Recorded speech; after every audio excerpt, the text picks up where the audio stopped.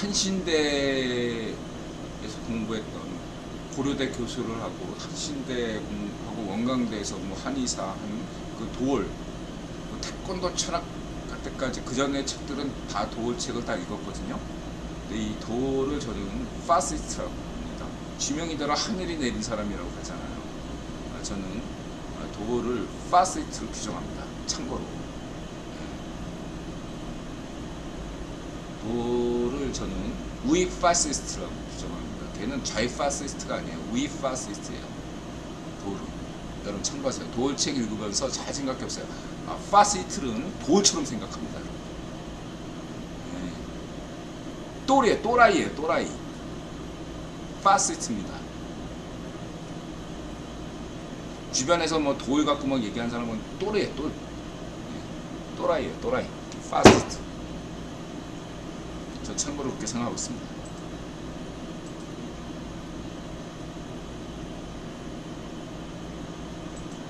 오늘 웨스턴 호텔 알바 갔는데 14차 서울 도쿄 포럼 행사를 했더라고요. 상극위원회 회원인 이시나, 유진, 이용구, 박태호, 최강 이런 사람들이랑 일본인들 많이 와서 회의했던데 무슨 얘기했을지 너무너무 궁금해서 궁금하지 않습니다. 왜냐하면 상극위원회에는 이미 맛이 갔어요. 네, 근데 이제 지금 한일 간 이렇게 협력을 하는 면에서 그런 면에서는 아직까지 상극위원회 아시아 지부가 역할이 있기 때문에 그런 면에서 잘하면 돼요. 근데 저는 개인적으로 제 국제유통자본론 입장에서는 상극위원회 역할이 끝났다.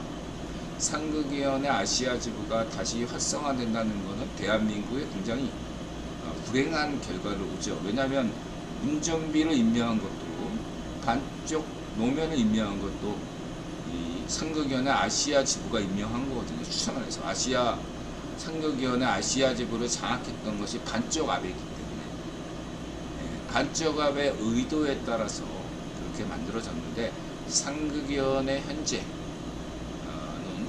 개점 휴업 상태입니다. 세계 최고 정부 기구는 CFR입니다.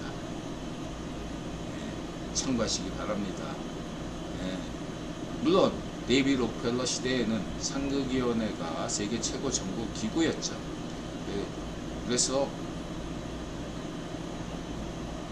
반쪽 노면 운전비가 임명됐고 그런 면입니다. 저는 상극위원회 자체를 증오하지 않습니다. 인정해요. 상극위원회 역할도 인정했고 한국에서 친중의 어떤 몇 년간 지난 10년, 30년간 이렇게 했던 것도 상극위원회 아시아 지부 역할이 컸죠.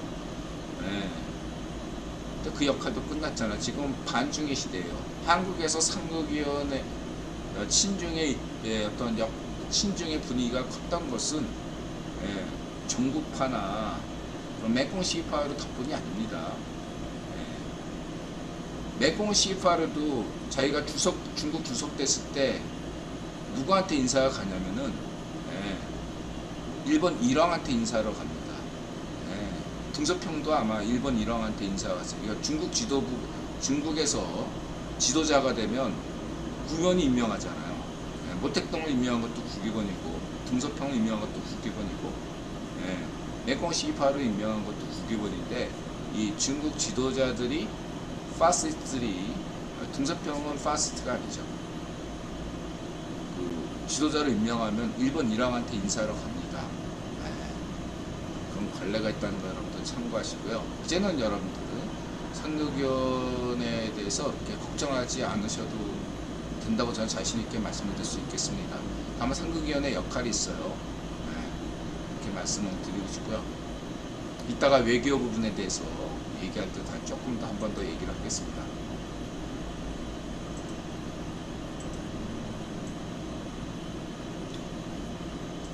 그리고 이제 흥미로운 관점이네요. 대형 홍수 때 보통 이제 지중해나 흑해에서 이렇게 홍수가 났다. 그런 얘기는 많이 있었는데 고고학적으로 입증이 잘 안 됐거든요. 근데 이제 어쨌든 새로운 가설이지만 인도양에서 쓰나미가 발생해가지고 홍수가 났다. 이 홍수가 여기만 홍수가 난 게 아니라 이쪽 홍해로도 쓰나미가 밀어닥쳤을 것이다. 이런 가설은 매우 흥미롭습니다. 제가 볼 때 가설은 흥미로운데 중요한 것은 지금 그렇다고 한다면은 이쪽에 에덴의 뭐 원래 고향이라는 무슨 이쪽에 뭐 바레인인가 이쪽하고 뭐 이 팔레스타인 이 가나안 지역이든 어디든 고고학적으로 대용세 증거는 없습니다. 그냥 아라라산의 어떤 노아의 방주가 있었다. 이런 것들은 좀 더 고고학적으로는 뭔가 근거가 조금 있긴 한데 아직까지 고고학적으로 위쪽 지역이나 뭐 여기 보통 뭐 뭐죠? 갈대아 지역, 성경에서 말하는 이 지역이나 이런 데 고고학적 증거가 없다. 참고하시기 바랍니다. 재미는 있다. 가설이 있다. 그 다음에 슬기로운 캠핑 생활. 이 강원도. 강촌이 강원도가 아니라 경기도인가요? 레일바이크는 제가 문경에 가족 여행 갔을 때 레일바이크가 굉장히 또 재밌더라고요. 가족끼리 레일바이크 타셔서 그때 부모님이 제일 좋아하셨어요. 부모님이 진짜 좋아하신 것 같아서 언젠가 한 번 더 가족 여행 한다면 레일바이크를 좀 해야겠다. 부모님이 되게 좋아하시더라. 그런 말씀을 들으시고요. 그 다음 메시 네오대전. 그렇죠. 뭐 좋아할 수 있죠. 이성모 토트넘 리빌딩이냐 아니면은 보수냐 이렇게 팬들 사이에서도 의견이 갈린다. 뭐 선봉송가 특별히 얘기 안 하겠습니다. 그 인드라 블로그 글 보시면 되고요. 하여튼간에 스페인 축구도 잘 되길 바라죠. 스페인 축구가 EPL처럼 좀 잘 되려면 EPL과 같은 중계로 시스템의 개혁이 필요하죠. 지금 EPL은 재밌는 것이 1등과 꼴찌 사이에 중계료가 이렇게 상대적으로 공평하기 때문에 꼴찌 팀도 하위권 팀도 좀 실력 있는 선수를 영입할 수 있는 반면에 스페인 리그 같은 경우는 바르셀로나나 레알 마드리드 같은 팀만 중계료가 편중되기 때문에 하위권 팀들은 중계료에서 굉장히 어렵다 이거죠. 근데 코로나 같은 거 사이즈 페어는 맞으면 그냥 관중이 없으니까 망하는 재정 압박이 들어온다 이거죠. 그러니까 이 문제를 해결하려면 EPL 같은 그 시스템을 좀 롤모델 삼아야 된다. 그다음에 세금 문제는 이제 스페인에서도 한국 경제와 스페인 경제가 약간 유사할 수 있는데 스페인에서 좌이파시오는 아니지만 좌이파시오스러운 그런 정권이 들어서면서 쓸데없이 세금 문제를 건드렸어요. 제가 볼 때는 저번 그래서 무리누가 법정에 쓰고 호날두가 법정에 쓰고 그랬었는데 제가 볼 때는 굉장히 비판적이다. 저는 개인적으로는 자유우파 입장에서는 뭔가 이 문제는 굉장히 잘못 건드렸다 저는 생각하는 입장이고, 그 다음에 이제 마지막으로 이제 바르시아나 레알은 협동조합 시스템이잖아요. 저는 이제 협동조합에 대해서는 이 협동조합을 좋아했던 그 록펠러 가문 인사가 누구냐면 제이 록펠러가 이 협동조합 시스템을 굉장히 좀 선호했던 걸로 알고 있어요. 근데 협동조합 시스템이 굉장히 정치적으로 흐를 수밖에 없다. 바르시아, 특히 바르시아가 스페인 축구 구단이 특히 그런데 팀 내에 이렇게 파벌을 만들어요. 어떤 애가 회장이 되느냐에 따라서 바르시아의 방향이 확 달라지기 때문에 정치질을 한다 이거죠. 그 정치질이 선순환 하면 좋은데 지금 스페인 축구의 고질적인 문제는 팀 내에 파벌 싸움으로 날이 샌다 이거죠. 네.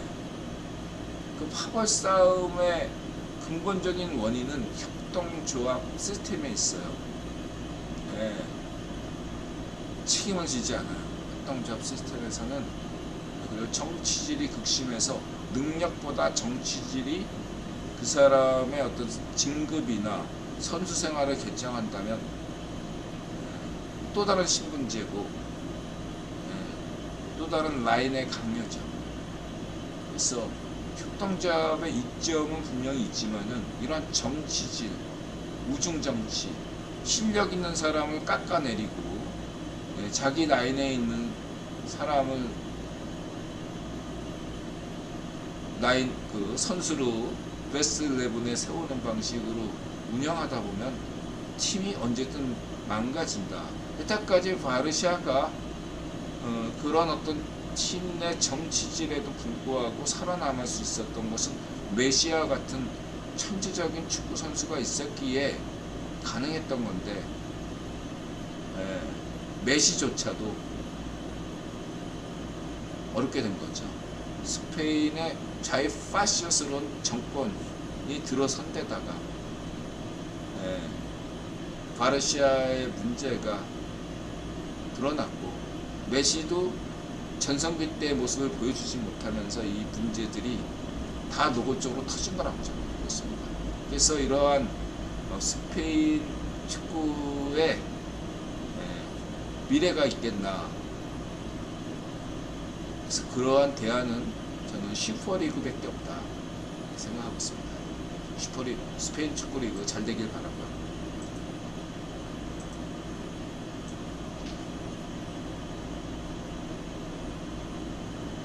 그다음 불꽃받침. 진이 조교죠. 지금 군인들 사이에서 우리 둘째를 통해서 듣는데 뭐 조교 생활을 잘하고 있다고 하네요.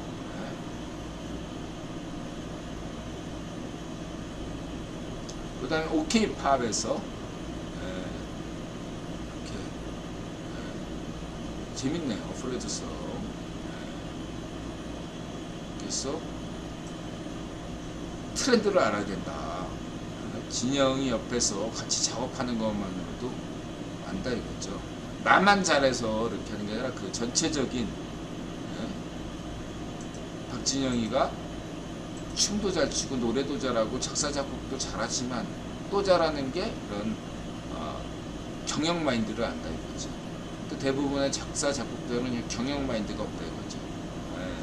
진영이는 이 경영 마인드까지 있다. 이런 면들을 알아야지 히트곡을 뽑을 수 있다. 이런 얘기고요. 그래서 국제음반산업시장에서 요거는 한마디 할 수 있는 게 뭐냐면 2000년 이제 20세기 말에서 21세기 때 그 인터넷이 발달하면서 오프라인 시장이 위축됐죠. 온라인 시장에서 음악을 얼마든지 들을 수 있다 보니까 오프라인 이제 음악 시장은 끝난 거 아니냐? 그런 사망 선고. 마치 80년대 초반에 MTV가 등장했을 때 비디오 킬드 라디오 스타 이런 노래가 있죠. 비디오 킬드 라디오 스타. 그때와 같은 시기를 겪었고, 두 번째로는 인터넷으로 인해서 오프라인 시장이 죽는다. 굉장히 음반 시장이 침체를 맞았는데 역사적으로 이 K-팝이 유튜브를 통해서 발달하다 보니까 음반 시장이 커졌다 이거죠. 오히려 유튜브를 통해서 공짜인데 그걸 본 팬들이 앞다투어서 오프라인에서 공연도 보고 음반도 산다 이거죠. 시너지 효과를 일으킨다. 이제 1차는 MTV, 2차는 인터넷. 이제 3차 음반 시장의 어떤 기로에 서 있다. 그것이 뭐냐? AI죠. 이제 GPT-4가 등장하면서 개개인들이 이제는 음악을 만들 수 있고 또한 음악을 골라서 들을 수 있는 그러한 체제로 간다 이거죠. 이랬을 때 음반 시장은 어떻게 되나? 망하나? 그리고 일단은 무수한 복제가 이루어질 수 있죠. 네. 어디까지가 표절이고 어디까지가 표절이 아닌지 불분명해지는 그러한 극한의 상황이 벌어질 수도 있겠죠. 근데 저는 긍정적으로 보고 있습니다. 1차, 2차 때와 마찬가지로 더더욱더 인공지능의 시대가 되면 K-팝은 더더욱 발전할 것이라고 믿어 의심치 않습니다. 동시에 AI의 발전으로 말미암아 기술적 문제로 음반 시장에 진입하지 못했던 예술가들이 상당수가 빚을 볼 것이다. 저는 그렇게 봅니다. 동시에 바로 그렇기 때문에 그동안 어떤 틈새 시장을 노려왔던 비주류 음악 시장은 더더욱더 축소될 수밖에 없을 것이다. 더 매니악하게 그 시장이 변할 거란 말이죠. 한편에 음반 시장은 더더욱더 자기가 좋아하는 섬세하게 고를 수 있는 시장으로 변모했기 때문에 시장이 예를 들면 1000명의 고객을 가지고 있었다면 팬이 있었다면 그 시장은 100명, 10명으로 줄 것이다. 왜냐하면 모두가 다 음악 작곡가가 되고 작사자가 되는 시대가 도래했기 때문에 인공지능 시대이기 때문에 자기가 만든 곡에 감동받고 매일 그 곡을 들을 수 있잖아요. 반면에 이런 다른 한편에서는 BTS나 블랙핑크 같은 이러한 대형 밴드나 아티스트들은 더더욱더 인기를 얻고 더 잘 나간다. 이런 양극화 현상이 더 강화될 것이다. 그리고 그러한 양극화 현상은 제가 볼 때 바람직스러운 거다. 결코 양극화가 이렇게 잘못된 것이 아니다. 이렇게 말씀드릴 수 있겠습니다. 인류는 AI 발달로 인해서 더더욱더 음악 분야, 미술 분야, 문학 분야에서 더욱더 더 많은 기회를 얻고 기쁨을 누리고 행복을 누릴 것이다. 이렇게 저는 확신합니다. 게임 분야도 마찬가지고요.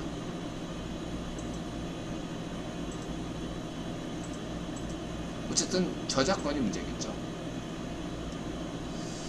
세상에서 7번째다. 한국 시장 맨날 내수 타령하는데 7번째다.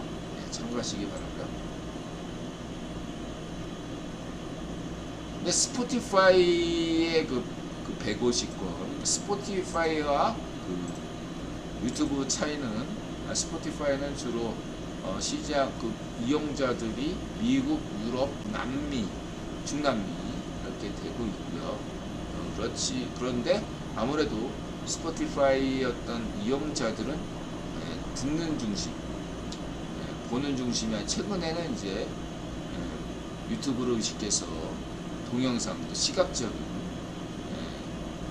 비디오적인 측면도 있다지만 어쨌든 스포티파이 하면은 이런 어떤 오디오적인 어떤 양상을 볼 수 있는 곳이라면 유튜브는 시각화죠. 비디오 이러한 점들에서 그 차이를 순위를 비교하시면 되겠다 이렇게 말씀드릴 수 있고요. 저는 그러나 이런 얘기를 드리고 싶어요.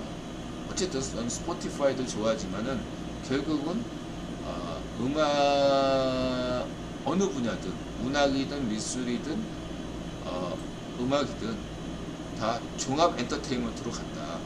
게임도 그렇고 미술도 그렇고 문학도 그렇고 모든 분야가 다 퓨전으로 가고 갈 것이다. 음악도 당연히 음악 산업도 이러한 예, 그렇기 때문에 보고 듣고 만질 수 있는 음악 이런 쪽으로 갈 수밖에 없다. 그래서 강조드리고 싶고요. 뭐 순수 주장하시는 분들은 오로지 오디오만 의존하시는 분들은 또 그렇게 보시면 되겠고요.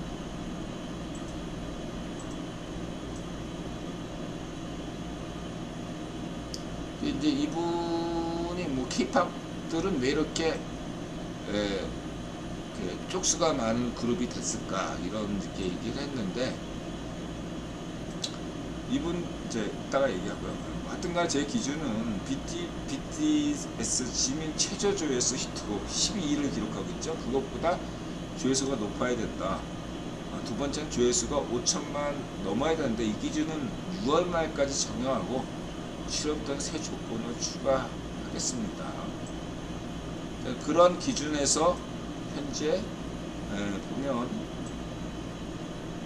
인드라 강조하는 게 2024년에는 올해나 내년에는 반드시 BTS나 블랙핑크를 넘어서는 히트곡이 나와야 된다. 그런 그룹이 나와야 된다. 강조했잖아요. 어쨌든 그러한 후보로 현재 이들 외에도 또 있을 수 있지만, 어쨌든 르세라핌, 엠믹스, 세븐틴, 아이브, 트와이스, 뉴진스, 태양, TXT 이런 팀들이 있다. 여기서 빠지면서 인드라가 주시하는 데는 아이들, 톰보이 아이들 친구들을 좀 주목한다.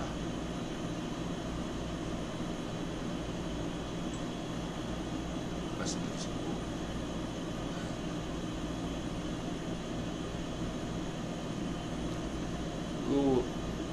거기에서 인드라가 강조했던 것은, 여기서 1세대에서 핵심은 이문세와 유종순이다.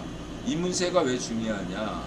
김광석, 유재하처럼 보컬이 뭔가 한국 K-팝이 이문세나 김광석이 나오기 전에는 뭔가 좀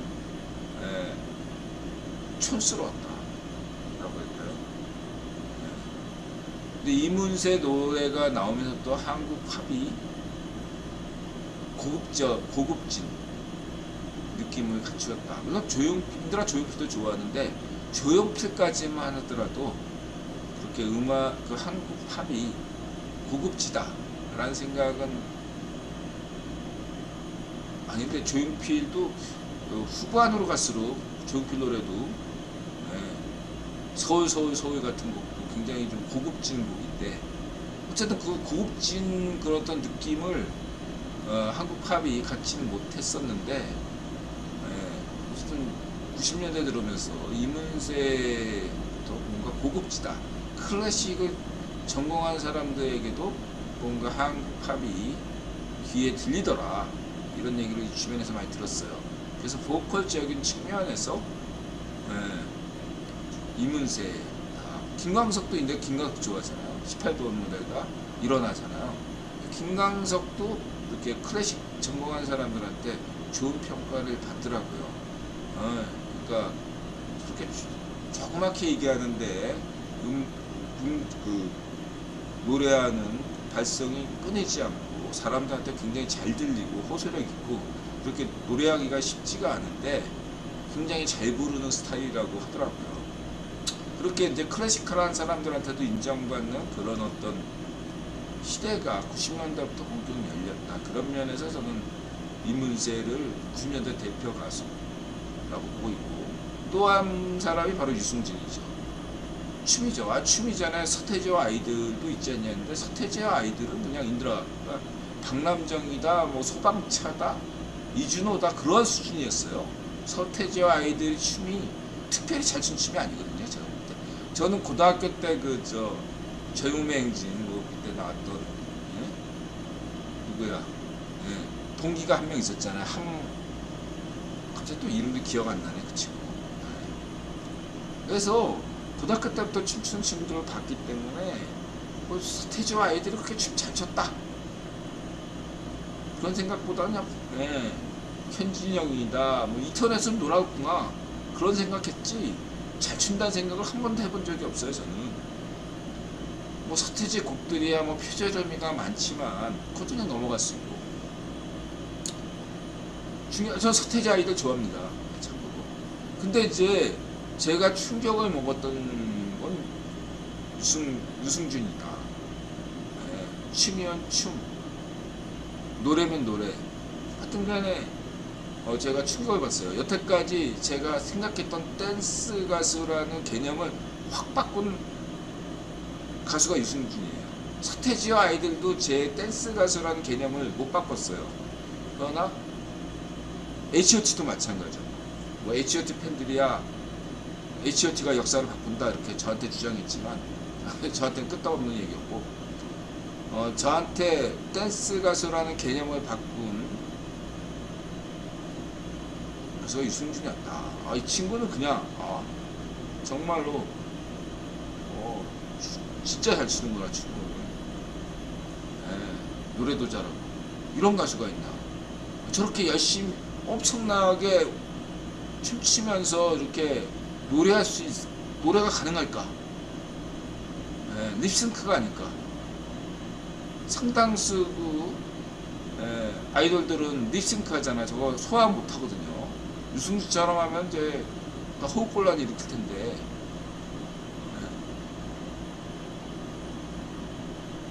H.O.T도 립싱크 한 게 아닐까? 이런 생각이 많이 생각이 들 정도인데, 유승준이 그렇지 않았다. 그래서 저는 충격을 먹었다. 이렇게 말씀드리시고요. 이런 얘기 많이 했으니까 넘어갔고. 어쨌든 91세대에서 중요한 아티스트는 이문세와 유승준이다.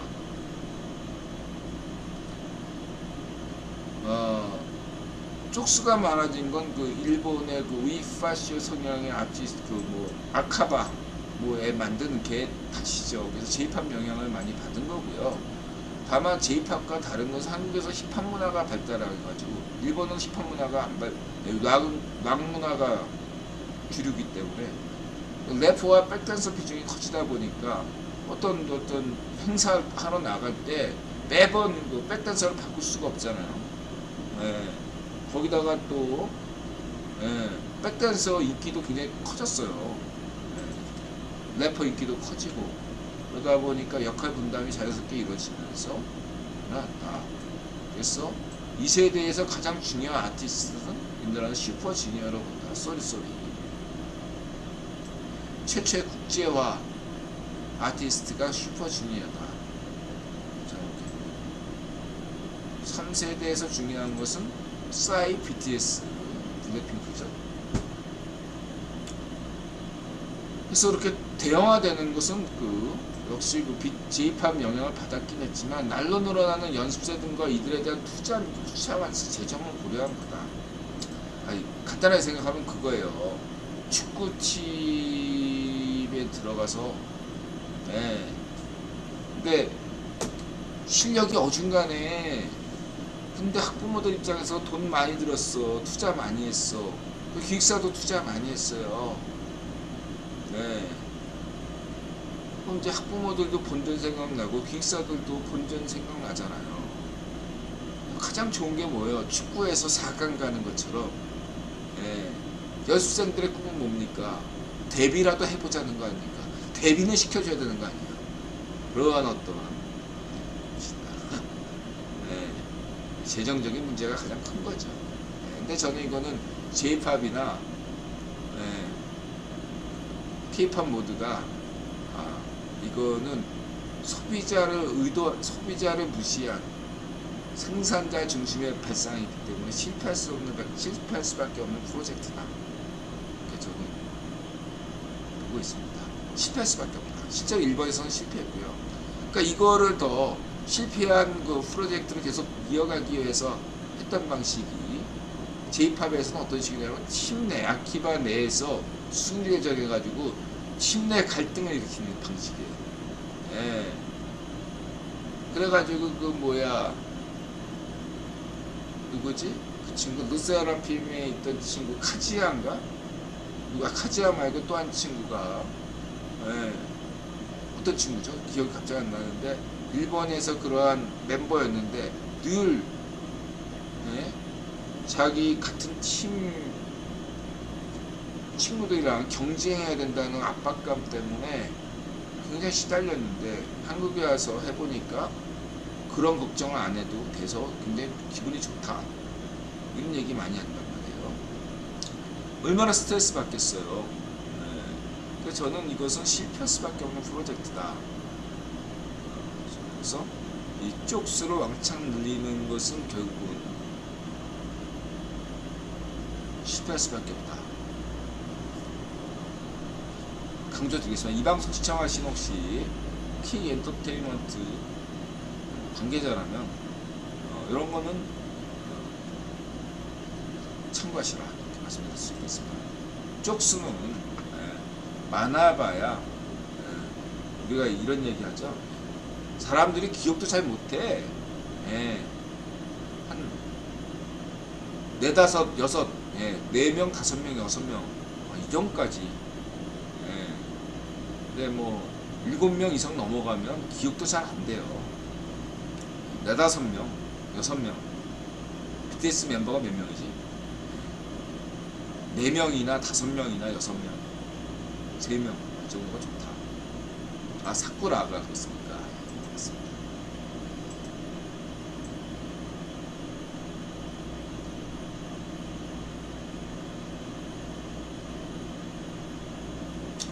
이 정도로 얘기하고요.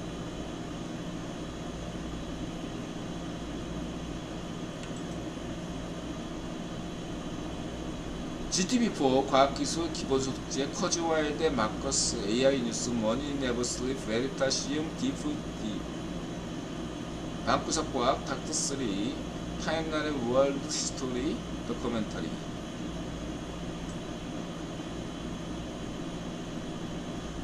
백두산, 이게 관심이 있었는데, 아니 백두산은 환태평양 화산 때 맨날 우리가 무슨 어디서 지진 났다, 환태평양 불의 지역. 근데 백두산은 환태평양 지역이 아닌데 왜 백두산에서 화산 폭발이 일어날까? 이런 얘기들, 이런 어떤 순수한 관심사가 아닌 백두산 폭발 때문에 발해가 망했다, 이런 음흉한 가짜뉴스, 음모론. 발해는 그냥 지도층이 썩어 빠져가지고 망한 게 아니라, 지도층은 건강하고 깨끗한데 불강력적으로 자연재해 때문에 망했다. 마치 언젠가 반쪽 일성 노예제 파쇼 가문이 파쇼 정권이 끝장났을 때 자연재해 때문에 망했다, 사회주의 패럼 때문에 망했다, 이런 식으로 사기치는 것처럼 가짜뉴스거든요. 백두산 폭발은 고려 왕조가 들어선 다음에 일어났어요. 고려 왕조가 망했습니까? 안 망했어요. 게다가 백두산 폭발해가지고 그 화산재가 어떻게 가냐면 편서풍 영향받아가지고 홋카이도로 가요. 발해가 무슨 저 홋카이도에 있습니까? 백두산 폭발이 설령 있었더라도 이쪽 요동반도 이쪽에서 그 인근 지역만 피해보지, 사실 발해 땅이 그렇게 큰 땅이면 만주 전체에 그렇게 영향이 없을 수도 있어요. 고려가 안 망했잖아. 근데 그 가짜뉴스가 인터넷에 퍼지고 있어요. 저의 파쇼들이, 자칭 제약자라는 저의 파쇼, 에비에미가 반쪽 아베 이거나 반쪽 아베한테 매수당한 좌우의 파쇼들이 이런 제야사학이라는 이름을 거두면서 한국의 역사학계를 그저 신민사학이라고 매도하는, 그 자신이 신민사이고 좌우의 파쇼 사상, 파쇼 역사관을 가진 애들이 맨날 신민사가 운운하잖아요. 그 자신 자체가 가짜 사학이고 그 자신이 신민사학이고 파쇼 사학인데 제야 사학이라면서 책 팔아먹는 놈들, 인터넷에서 책 팔아먹는 놈들이 있습니다. 사기꾼들입니다. 그놈들이 환빠, 고구려빠, 신라빠, 백제빠, 가야빠 이런 만든 놈들이 있어요. 파시스트입니다. 그냥 고구려를 순수하게 연구하는 애들이 아니에요. 걔네들은 파시스트입니다.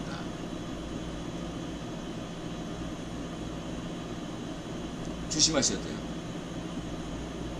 당근바, 환바, 고구려바, 백제바, 신라바, 가야바 이런 애들 파시트입니다.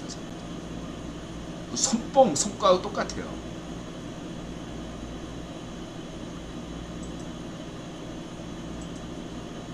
얘들 역사학자 아닙니다. 그냥 사이비고 사기꾼이에요. 사이비 교주 같은 놈들입니다. 파시스트입니다. 또라이 같은 놈들이에요. 파시스트입니다. 어떤 과학적 견해도 갖지 못하고 있어요.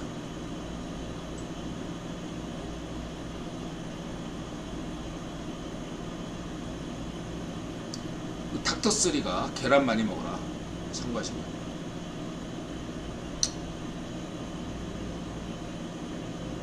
그리고 이거는 개인적인 제 관심사예요.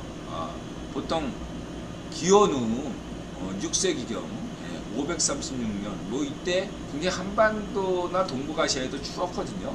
그때 삼국통일이 일어났습니다.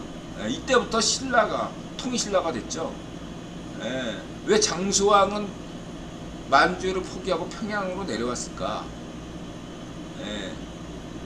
이런 기후사 여러분 참고하시기 바랍니다. 기후사가 굉장히 무슨 신라가 그냥 지배층이 문란해서 망했다 이런 관점으로 보지 마시고 지배층은 그런 관점 뭐 정치적 같은 무슨 뭐 맨날 맨날 사극 노름하는 거 있잖아. 그런 관점에서 보지 마시고 기후가 어려워지면 흉년이 들고 흉년이 들면 민심이 흉흉해지고 그것이 지속되다 보면 밀란이 발생하죠. 이런 기후사가 굉장히 중요하다. 이런 말씀 드리고 싶습니다.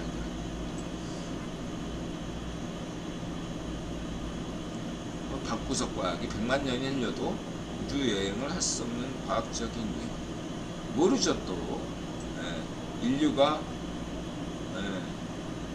워프, 소위 SFS 말하는 시공간을 점프하는 그러한 어떤 과학기술을 개발한다면 인터스텔라처럼 먼 항성으로 여행도 가능할 수 있을 수도 있겠죠. 근데 현재까지는 불가능하죠. 네! 그 다음에 이제 이렇게 인공지능과 AGI와 관련돼 가지고 좋은 말씀 해주신 분. 그래서 우연일지 몰라도 이런 휴리스틱한 그러한 것들이 오픈 AI에서 뭔가 좀 하고 있네요. 오픈 AI가 인드라님 블로그를 봤다는 상상은 망상에 가깝겠지만 혹시 모르죠? 근데 망상이 아닐 수도 있다 라는 겁니다. 뭐냐면 저도 그냥 우연이라고 생각했는데 AI 뉴스가 이쪽에 오픈 AI하고 좀 연관이 된 어떤 유튜브 채널이라고 저는 보고 있는데 이 AI 뉴스가 인드라가 게리 마커스, 레이 커즈와이를 비판한 게리 마커스를 인용하자마자 AI 뉴스가 곧바로 커즈와이 동영상을 올렸습니다. 깜짝 놀랐어요. 저는. 이런 거 보면 반응이 곧바로 나와가지고 이런 걸 인드라 한두 번 본 게 아니기 때문에 AI 뉴스뿐만 아니라 재밌게 봤다. 재밌다. AI 뉴스가 이렇다. 인드라 커즈와이 교수도 예전에 소개했죠. 이분이 구글이사. 그래서 굉장히 긍정적인 사람입니다. 50년 안에 인간 SF에서나 보던 것들이 실현된다. 이분이 자신이 모은 돈을 대부분 자기가 진시황제처럼 불로초 영생을 누리고자 하기 때문에 자신의 상당수 금액을 이쪽으로 영생 추구 쪽에 투자하고 있죠. 흔히 이제 SFS 소스에서 말하는 메모리로 신체만 이식해서 계속 가는 방향. 그래서 커즈와이 같은 경우는 무슨 소리냐, AI가 얼마 안 되면은 인간의 감정까지도 다 역설계가 가능하다. 매우 긍정적인 거죠. 인간의 어떠한 의식, 감정까지도 다 컨트롤할 수 있는 AI가 바로 나온다. 이런 긍정적인 관점이고, 마커스 같은 경우는 인간의 감정까지 포괄하는 것은 더 어려운 일이다. 뭐 소설에서 많이 봤죠. 예를 들면 AI가 바둑 잘 들고 어떠한 학술적인 얘기를 다 잘하고 논리구조상 그런 얘기는 잘할 수 있지만 또 감정을 표현하는 거에 대해서는 쉽지가 않다라는 부정적인 관점이다 이거죠. 근데 어쨌든 중요한 것은 현재 뇌과학이 발전 중이지만 인들아 보기에 뇌과학의 그 발전 속도도 인들아 보기에 느리기 때문에 제 입장에서는 그 전제 인공심리경망도 뇌과학을 전제로 한다고 볼 때 뇌과학도 아직도 많이 갈 길이 먼데 인공지능이 수박 겉핥기로 이렇게 인공지능이 나간다고 해서 얼마만큼 발전할 수 있을까? 그런 면에서 저는 좀 더 조심스럽다. 지금 현재 과학기술 혁신 속도가 다들 빠르다고 하는데 인들아 입장에서는 굉장히 느려 보인다. 이런 문제를 과연 극복할 수 있을까? 뭐 커즈와이 같은 경우는 2030년 초반에 이런 문제가 다 끝난다고 보는데 이런 문제 끝내기를 저도 바래요. 근데 그런 날이 2030년에 올까? 라면서 저는 여전히 회의적이다. 이런 말씀 드리고 싶고요.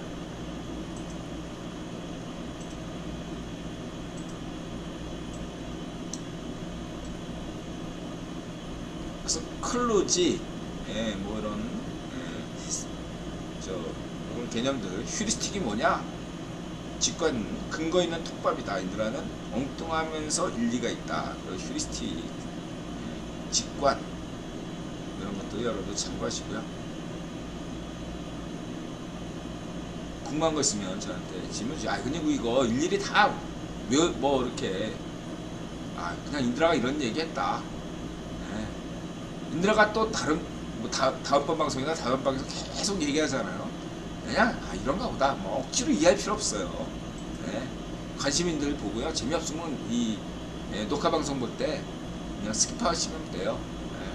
안 보시면 됩니다. 그냥 인들 헛소리라고 치고 하셔도 되고요. 그래서 보시고 혹시나 한 분이라도 이런 데에 궁금증이 일어서 뭐 질문 주실 분들은 또 질문 주셨으면 좋겠습니다. 그래서 읽어보세요. 관심 있는 분들은 읽어보시고 넘어가겠습니다. 그리고 이제 데카르트가 송가선 하면 뭐죠? 맨날 전시한 음모론자들이 얘기하는 전시한 제3의 눈. 그래서 그것은 송가선이다, 솔방울이다. 데카르트의 비밀 노트에도 있더라. 장미십자회. 이런 것들이 있는데 우선 이제 데카르트가 이 솔방울, 송가선을 중시한 것은 뭐냐면 다른 건 다 쌍으로 있는데 이 과학적인 물리학에서 중시하는 것은 언제 어디서든 보편적으로 일어날 건 이뤄야 된다 라는 게 물리학의 보편법 중에 하나고, 두 번째는 대칭성이거든요. 이쪽에서 일어나면 저쪽에서 일어날까. 거울처럼 이렇게 딱 입자가 쌍으로 존재하듯이 모든 현상은 쌍으로 왼팔 오른팔 있듯이 모든 인체 기관이 있어야 되는데 유독 왜 송가선만 하나지? 그 송가선이 하나하기 때문에 하나님은 하나밖에 없어요. 그러니까 이건 신과 뭔가 소통할 수 있는 그런 거다라고 데카르트가 착각했다 이거지. 그리고 여러분들이 아셔야 될 게 전시한 운운하는 사람들이 틈만 나면 얘기하는 게 이집트 호루스의 눈, 전시한 이러잖아요. 근거가 없는 겁니다. 엄밀하게 얘기해서 얘기할게요. 아라비아 숫자는 어디서 아랍에서 기원한 게 아니라 인도에서 나온 거잖아요. 그렇죠? 마찬가지로 제3의 눈, 그 개념은요 이집트와는 상관이 없어요. 이거는 수메르 아카드하고도 상관이 없어요. 대다수 것들은 수메르 아카드에서 나왔잖아요. 근데 아라비아 숫자나 이 제3의 눈, 네, 손과 이거는 인도에서 나온 거예요. 이집트하고는 아무 상관없어요. 이집트에서 나온 건 짝퉁밖에 없어요. 이집트에서 뭐가 있습니까? 아무것도 없어요. 그럼 이집트에서 유사한 게 있다더라. 뭐죠? 그냥 상형 문자를 후세가 지 꼴린 대로 해석한 거예요. 편한 대로. 근데 이집트 상형 문자는 죽어있는 문자야. 무덤에 있는 문자라고. 일상생활에서 쓰는 문자가 아니고, 네? 코에 걸면 코걸이, 귀에 걸면 귀걸이인 문자예요. 마치 중국의 각골문처럼. 제가 인드라 입장에서는 어떤 인정할 수 없는 해석들이다. 막 인드라가 막 따지면 확실한 건 아닙니다. 다들 이렇게 나오잖아. 근데 왜 이렇게 이집트 바가 많죠? 이집트는 짝퉁밖에 없어요, 여러분. 이집트 거라고 여러분도 알고 있어요. 전시안, 호르스의 눈.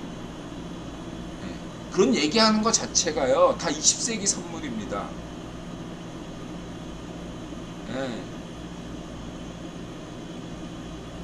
오히려 뭐 1달러 지폐에 나온 이 어떤 뭐 전시안 음모론자들이 얘기하는 거, 오히려 그거 따지면, 얘들아 여기서 얘기했지만, 바티칸 성당에 있거든.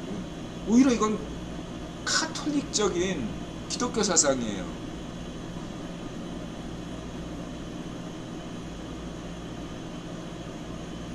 그리고 이건 그 어디서 나왔냐? 그리스에서 나왔다 이거예요. 근데 그리스에서 뭘 가지고 이거 얘기했는지 몰라. 얘네들이. 그리스 문화를 흉내낸 게 바티칸에 온 건데 정확히 모른다 이거야.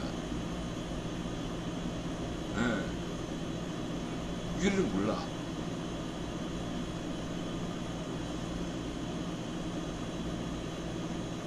약간 저는 짐작은 가요. 근데 짐작은 가는데 얘기는 안 하겠어요. 이거 너무 또 지나치게 음모론적으로 할까봐.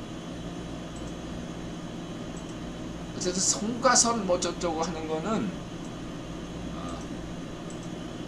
이들하고 한마디만 할게요. 굴하다. 무슨 막 송과선, 송가채, 영성, 굴하다. 송과선을 개발하면 신이 된다. 굴하다. 가짜뉴스다. 자신있게 말씀드릴 수 있겠습니다.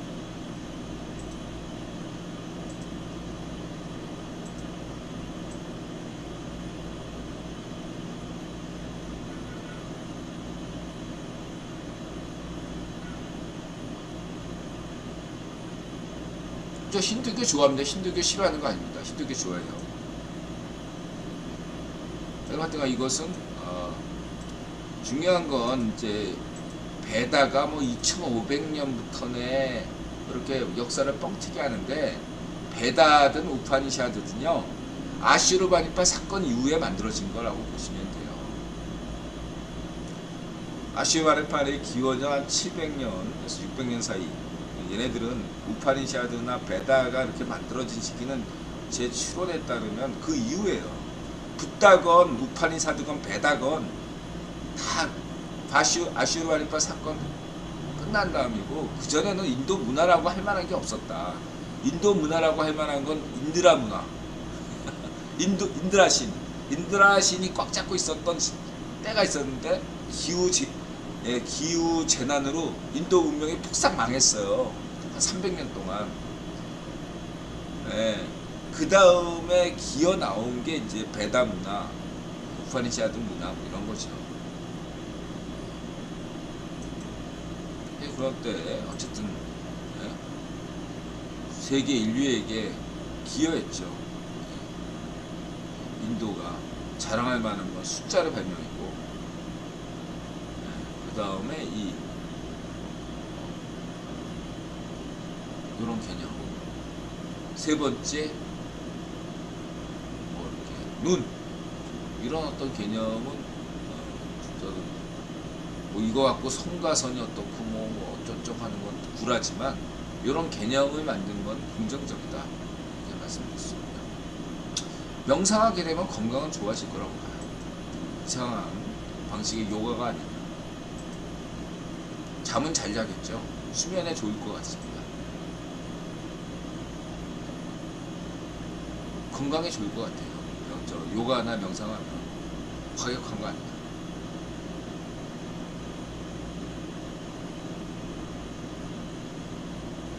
이렇게 말씀드릴 수 있고, 팔란티어? 그것도 이제 팔란티어 하면은 일론 머스크 저기인데 지켜보겠습니다. 팔란티어.